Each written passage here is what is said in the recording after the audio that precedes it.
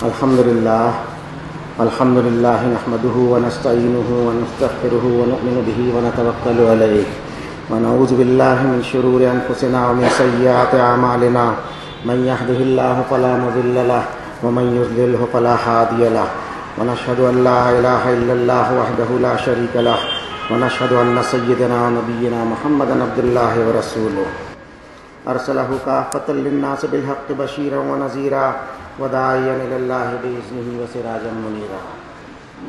اللہ کی حمد، اس کی تعریف، اس کی توصیف بیان کرتے ہیں کہ وہ ایک اکیلا مالک اس سنسار کا، ایک اکیلا خالق اور کریٹر اس کائنات کا۔ یہ زمین و آسمان، ستارے، سیارے، پلانٹ اینڈ گیلیکسی، سب کے سب اسی کی پیدا کی ہوئی مخلوق اور کریشن ہے۔ اس کی قدرتیں، اس کے کمالات، اس کی کوالٹی، اس کی ایمیننس، اس کی ایکسلنس، اس کی سپیریورٹی بے مثال ہے۔ اپنی ہر ایک مخلوق میں اپنی طرف سے فیچرز اور خصوصیت بھی اسی نے ڈال رکھی ہے۔ کوئی بھی مخلوق ہو، کوئی بھی کریشن ہو، جب تک اس کے رب نے اس میں فیچرز اور خصوصیت نہ ڈالی ہو تب تک وہ کوئی کام نہیں کر سکتی۔ یہ آسمان جو ہمیں دکھائی دے رہا ہے اسی کی مخلوق ہے، اور اس آسمانی دنیا کو اپنی شان کے مطابق اس کے وسعت، اس کا ایکسپانشن کیے چلے جا رہا ہے۔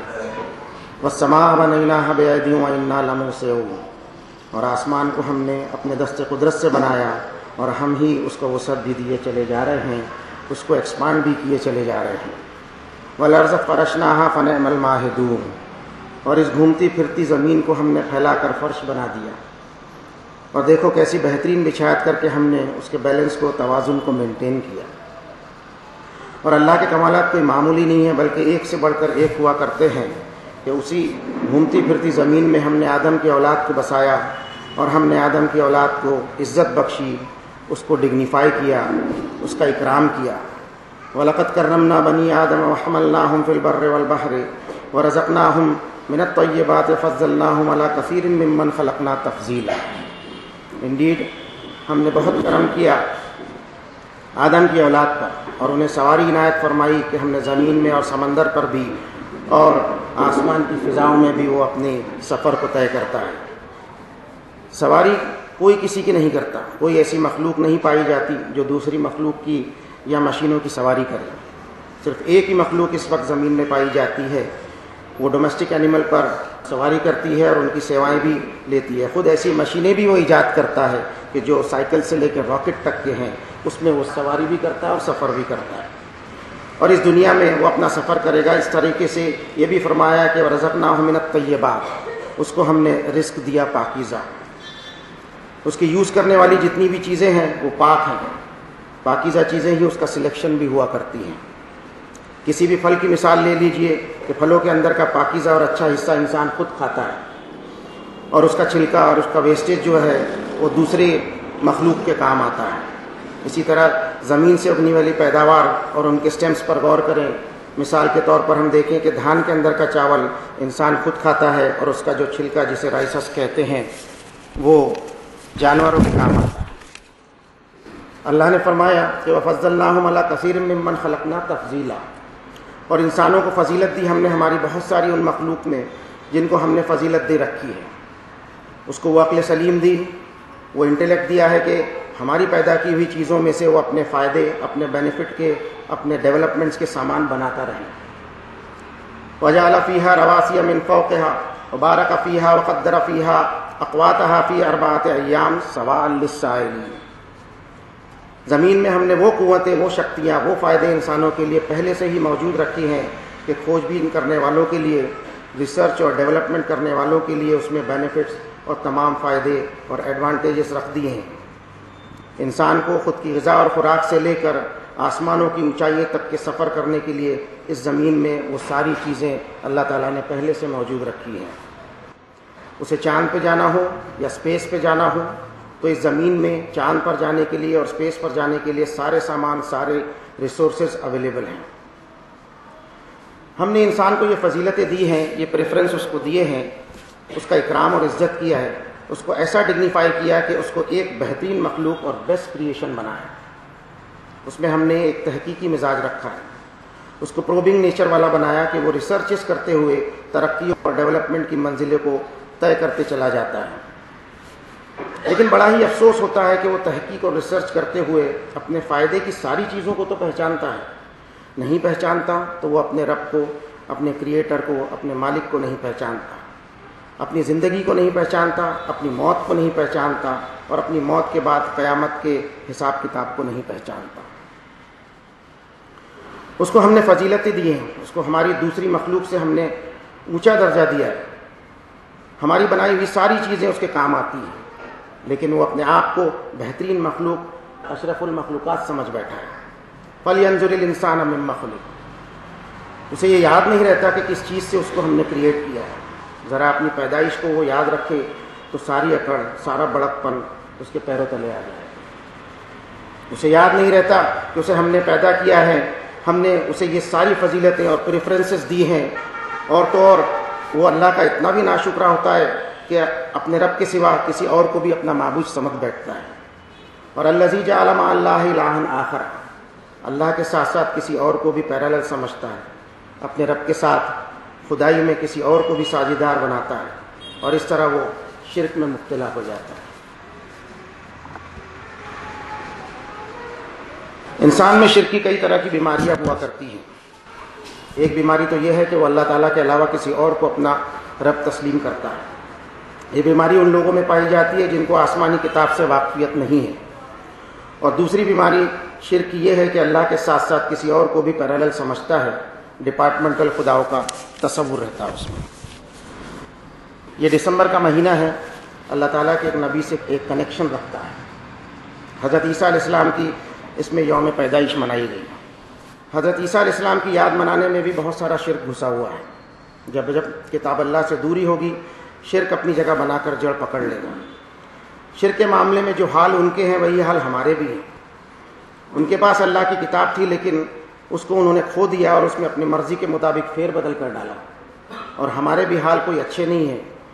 ہم اللہ کی کتاب میں کوئی پھیرا پھیری تو نہیں کر سکتے اور کبھی کر بھی نہیں سکیں گے، لیکن ہم نے اس سے فاصلے ضرور بنا لیے۔ اس سے ہم پڑھتے تو بہت ہیں مگر سمجھتے نہیں ہیں، اور اس وجہ سے ہم میں بھی شرک گھس گیا اور اپنی جڑوں کو پکڑ لیا ہے۔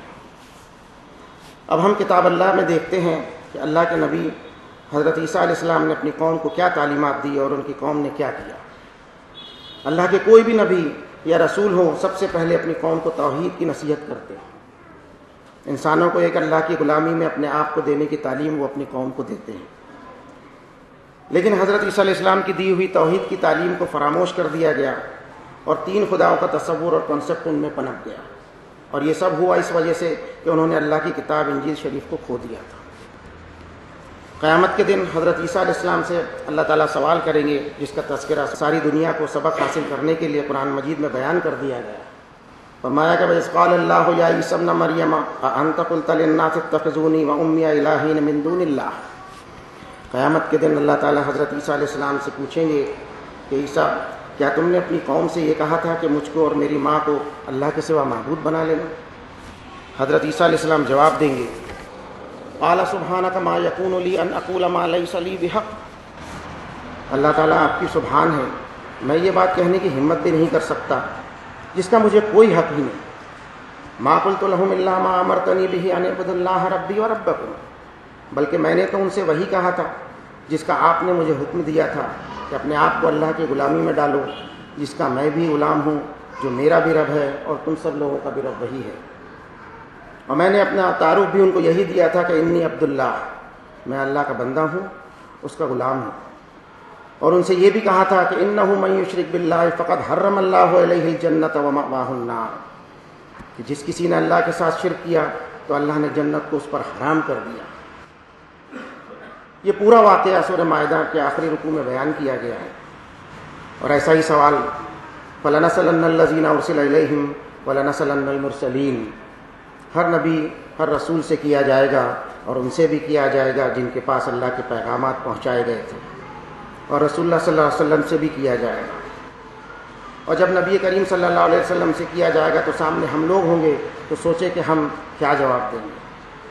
ہم نے بھی ویسا ہی کیا جیسا حضرت عیسیٰ علیہ السلام کی قوم نے حضرت عیسیٰ علیہ السلام کو خدا کا بیٹا بنا دیا، کہیں تو ان کو خدا ہی بنا دیا گیا۔ اور افسوس کے ساتھ کہنا پڑ رہا ہے کہ ہم نے بھی وہی کیا جو ہم سے پہلے کے لوگوں نے کیا. انہوں نے اللہ کی کتابوں کو دنیا سے چھپا لیا، اس میں پھیر بدل بھی کر ڈالا اور انہیں کھو بھی دیا. اور وہی جرم ہم نے ایک الگ ڈھنگ سے کیا کہ اللہ کی کتاب قرآن مجید میں پھیر بدل تو ہم نہیں کر سکے اور کبھی کر بھی نہیں پائیں گے ہم، لیکن اس سے دوریاں اور فاصلے بنا لیے کہ اس کو سمجھنے کے پڑھتے ہی نہیں ہم، اور اگر سمجھ بھی لیتے ہیں تو اس پر عمل نہیں کرتے، جس کی وجہ سے چوری چھپے ہم نے شرک کفر اپنی جڑیں کو مضبوط کر لیا. اور ہم نے ایسا اسلام کا ماڈل دنیا کو دکھایا جس سے دنیا کو اسلام میں امن کی جگہ فتنے اور فساد دکھنے لگے. حالانکہ ہمارے پاس اخلاق و کردار کے جوہر چمکانے والی کتاب اپنی اوریجنل شکل میں موجود ہے. ہمارے پاس رحمت للعالمین کی سنت شریفہ بھی ہے، لیکن ہم بھی ان چیزوں میں الجھ کر رہ گئے جن چیزوں کا آخرت میں کوئی سوال ہی نہیں ہونے والا. یہی وجہ ہے کہ ہم رسم و رواج کے دین میں پڑ گئے ہیں. وغرہم فی دینہم ما کانوا یفترون، اور ہمارے خود کے بنائے ہوئے دین نے ہی ہمیں دھوکے میں ڈال رکھا ہے. اور اس طرح ہم اس اصلی دین کو ہی بھول گئے جس کی تعلیم رسول کریم صلی اللہ علیہ وسلم نے دی تھی، جس میں دوسروں کے ساتھ خیر خواہی کا جذبہ تھا، جس میں دوسرے انسانوں کے دلوں کو اپنے اخلاق کردار سے جیتنے کی صلاحیت تھی، جس میں محروموں کی دیکھ بھال تھی، جس میں بیماروں کی عیادت تھی، اور جس کی جسٹ یہ تھی کہ ارائیت الذی یکذب بالدین فذلک الذی یدعو الیتیم ولا یحض علی طعام المسکین. اپنے رب کے کلام کو لے کر پروفٹ محمد صلی اللہ علیہ وسلم کی سنتوں پر عمل کرتے ہوئے عیسیٰ علیہ السلام کے حواریوں کی طرح پروفٹ محمد کی تربیت یافتہ صحابہ اکرام جہاں جہاں گئے اپنے کریکٹر سے لوگوں کے دلوں کو جیتتے چلے گئے. ایسے اخلاق و کردار کے دھنی لوگ جن کی شان میں ان کے رب نے اپنی آخری کتاب میں ان کی کوالٹیز کا تذکرہ بھی کیا ہے. فرمایا کہ محمد الرسول اللہ والذین معہ اشداء علی الکفار رحماء بینہم تراہم رکعا سجدا یبتغون فضلا من اللہ ورضوانا سیماہم فی وجوہہم من اثر السجود ذالک مثلہم فی التوراۃ ومثلہم فی الانجیل. محمد صلی اللہ علیہ وسلم اللہ کے رسول اور پیغام پہنچانے والے ہیں، اور جو ان کے ایمان والے ساتھی ہیں وہ آئیڈیالوجی میں فرم ہیں کفاروں انکاریوں پر، اور رحم و کرم کا معاملہ کرتے ہیں آپس میں. تم دیکھو گے کہ ان میں نرمی اور جھکاؤ ہوتا ہے، چاہے وہ عبادتوں میں ہو یا اللہ کے فضل کی تلاش میں ہو. ان کے چہروں اور اخلاق میں نرمی کا جھکاؤ اور ہمبلنس سے تم انہیں پہچان لو گے. ان کی یہ مثال تورات میں بھی بیان کی گئی ہے اور انجیل میں بھی بیان کی گئی ہے. اور اہل کتاب عیسائیوں کی انسانی خدمات کے تعلق سے اللہ کی کتاب تعریف بھی کرتی ہے. لیسوا سواء من اہل الکتاب امۃ قائمۃ یتلون آیات اللہ آناء اللیل وهم یسجدون. سب کے سب ان میں سے ایسے نہیں ہیں، ان میں ایسے بھی ہیں جو اللہ کی کتاب کی تلاوت کرنے میں قائم ہیں اور ان کے شب و روز، ان کے رات اور دن اپنے رب کی فرمانبرداری میں گزرتے ہیں. اور صرف اتنا ہی نہیں، ان کی خوبیاں بھی اللہ تعالیٰ نے بیان فرمائی ہے کہ یؤمنون باللہ والیوم الآخر ویأمرون بالمعروف وینہون عن المنکر ویسارعون فی الخیرات اولئک من الصالحین. اللہ کے ساتھ ایماندار بنے رہتے ہیں، اللہ کو دھوکہ دینے کی کوشش نہیں کرتے، آخرت کے دن کی جواب دہی کے تعلق سے لرزتے رہتے ہیں اور بھلائی کے کاموں میں حصہ لیتے ہیں، لوگوں کو برائی سے روکتے ہیں اور خیر خیرات میں، چیریٹیز میں، خدمت خلق میں، انسانی خدمات میں بڑھ چڑھ کر حصہ لیتے ہیں. وَأَنَّهُمْ لَا يَسْتَكْبِرُونَ، اور ان میں تکبر، پرائڈ، گھمنڈ بالکل نہیں ہوتا، فخر اور گھمنڈ بالکل نہیں ہوتا. یہ لوگ ڈاؤن ٹو ارتھ ہوتے ہیں. یہی پریکٹس ہمیں بھی کرنی چاہیے، کیونکہ اللہ تعالیٰ کو تکبر اور گھمنڈ بالکل پسند نہیں ہے.